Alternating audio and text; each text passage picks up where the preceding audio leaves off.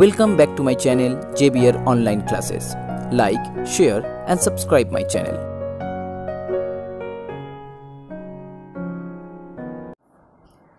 Hello everyone, so this is the third part from the exercise 6.4 and in this video I am going to start from sum number 14. For the previous part, please check the description box, the link will be there, or you can also visit our website. The link of the website is also in the description box. So here in sum number 14, if alpha and beta be the roots of the equation of this one, then form an equation whose roots are 1 minus alpha by 1 plus alpha and 1 minus beta by 1 plus beta. So this is the given quadratic equation. So as alpha beta is the roots of this equation, then alpha plus beta equal to minus b by a, here b equal to 2 and a equal to 3, and alpha beta equal to c by a, here c equal to 1. Okay, now you have to form another quadratic equation where the two roots are this one and this one. So first you have to find out the addition of these two roots. So here whenever you add these two 1, so 1 plus alpha 1 plus beta is the LCM. Then 1 plus beta multiplied with 1 minus alpha, it becomes 1 minus alpha plus beta minus alpha beta. Then 1 plus alpha multiply with this one, 1 plus alpha minus beta minus alpha beta. So beta beta cancel out, alpha alpha cancel out. Then 2 minus 2 alpha beta, and here after multiplication 1 plus alpha plus beta plus alpha beta. So now 2 minus alpha beta means 1 by 3. So 2 into 1 by 3, 2 by 3. Here 1 plus alpha plus beta. Alpha plus beta means minus 2 by 3. So 1 minus 2 by 3 plus 1 by 3. So here also the LCM equal to 3 and here also the LCM equal to 3. So 3 cancel out. Here 6 minus 2 and here the numerator will be 3 minus 2 plus 1. So 4 by 2 that equal to 2. That means sum of two roots that equal to 2. Now you have to find out the product of two roots. So the upper one will be multiplied and we will get 1 minus alpha minus beta plus alpha beta. And the lower one, that means that this one, so here the value equal to 2 by 3. Okay, from that you can easily find out the value of this one, the multiplication of this one, that equal to 2 by 3. So 1 minus alpha plus beta plus alpha beta divided by 2 by 3. So it will be 1 plus 2 by 3 plus 1 by 3 by 2 by 3.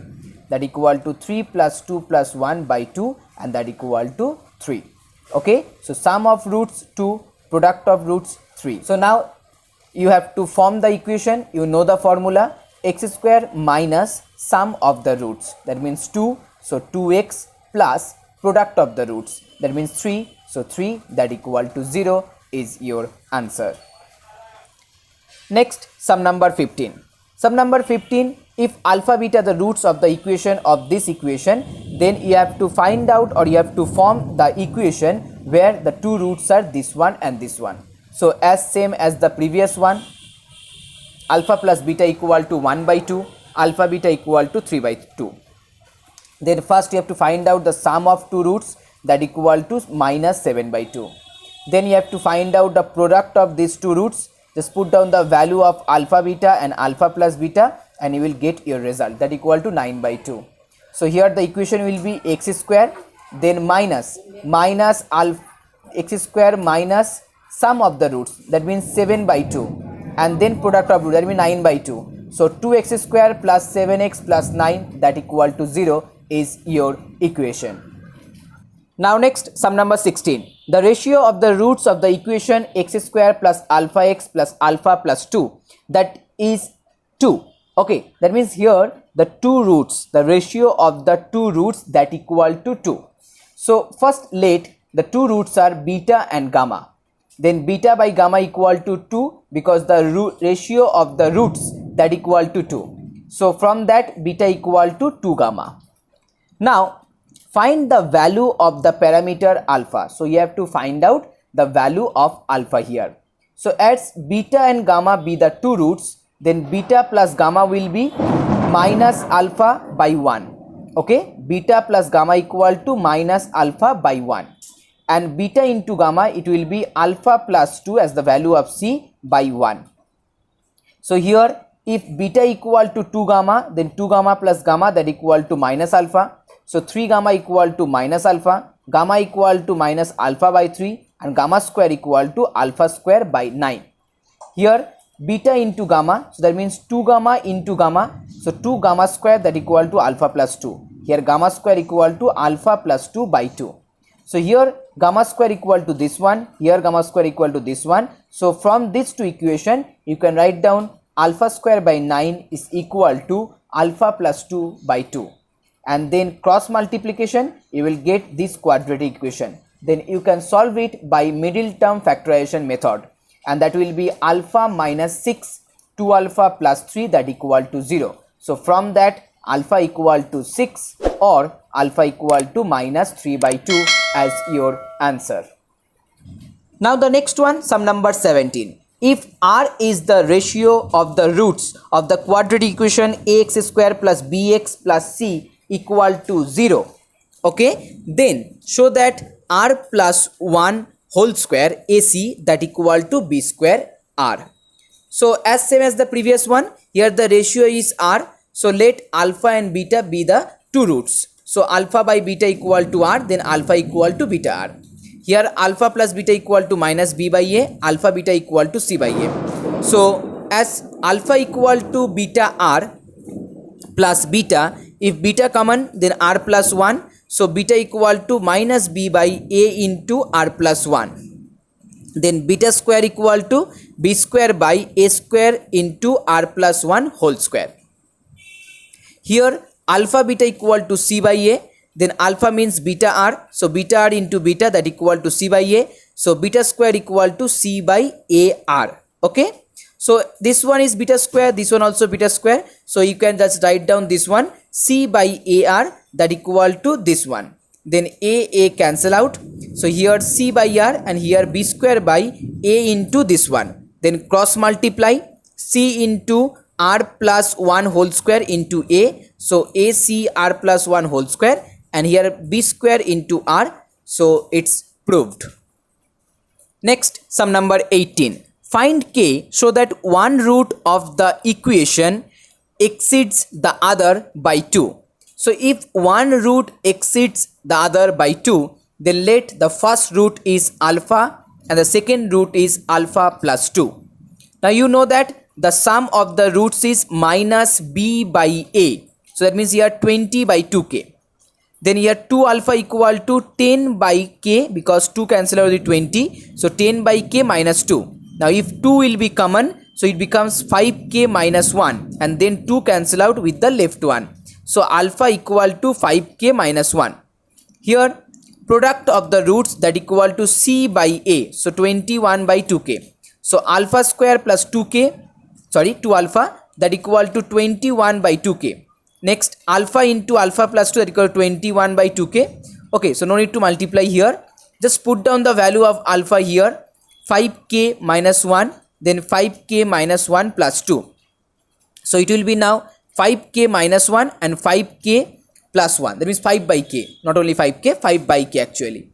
So here 5 by k minus 1, 5 by k plus 1. That means it is the formula of a square minus b square. So you can write down this one 5 by k whole square minus 1 square, and that equal to 21 by 2k.